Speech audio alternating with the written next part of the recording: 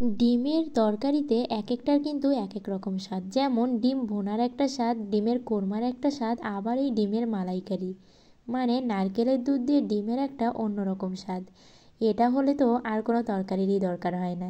তাই তো আজ আমাদের দুপুরের মেনুতে ছিল ডিমের মালাইকারি মানে নারকেল দুধ দিয়ে দারুণ করে ডিমের রেসিপি। তাহলে চলুন রেসিপিটা আপনাদের সাথেও শেয়ার করি। আর যেহেতু আমরা 3জন লোক, তাই কিন্তু আমরা 3টে ডিম দিয়েই রান্না করছি, কারণ একদিনে আবার অত বেশি ডিম খেতে আমাদের ভালোও লাগে না। আর আমার ছেলেকে তো আমি একটার বেশি ডিম দেইও না, তাই কিন্তু আমরা 3টে ডিমই রান্না করেছি।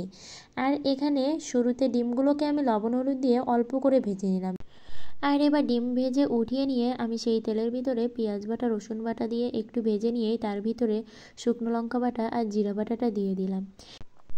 এর ভিতরে পরিমাণ মতো লবণ হলুদ দিয়ে আমি এটাকে ভেজে নেব। একটু ভেজে নিয়েই আমি এর ভিতরে অল্প পরিমাণে জল দিয়ে মশলাটাকে কষিয়ে নেব। আপনারা ভালো করে মশলাটা কষিয়েও রান্না করতে পারেন, আবার মশলাটাকে তেলে কষিয়েও রান্না করতে পারেন, তবে আমি অল্প পরিমাণে জল দিয়েই কিন্তু মশলাটাকে কষাচ্ছি। আর এবার মশলাটা ভালো করে কষে আসলে এর ভিতরে আমি দিয়ে দেব ডিম আর আলু। আলুটাকে আমি আগে থেকেই অল্প সেদ্ধ করে নিয়েছিলাম, তাহলে কিন্তু রান্নাটা একটু তাড়াতাড়ি হবে, আর এজন্যই সেদ্ধ করে নেওয়া। আর এবার এটা ভালো করে ভেজে নিয়ে আমি এর ভিতরে নারকেলের দুধটা দিয়ে দিলাম।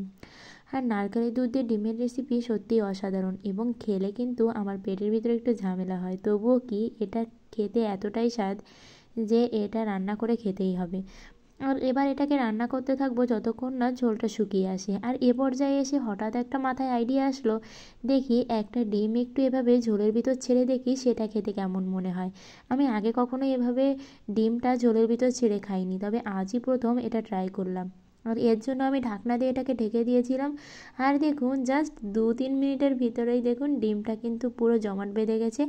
এবং সত্যি কথা কি, এটা তো আমরা আগেই খেয়েছি, খেতে কিন্তু অসাধারণ হয়েছে, মানে ওই ডিমটাই যেন বেশি মজা লেগেছে। তাই তো ভাবছি এবার একদিন ওইভাবে ডিম ভুনা করে খেয়ে দেখব কেমন মজার হয়। আপনারা কে কে খেয়েছেন কিন্তু কমেন্ট করে জানাবেন।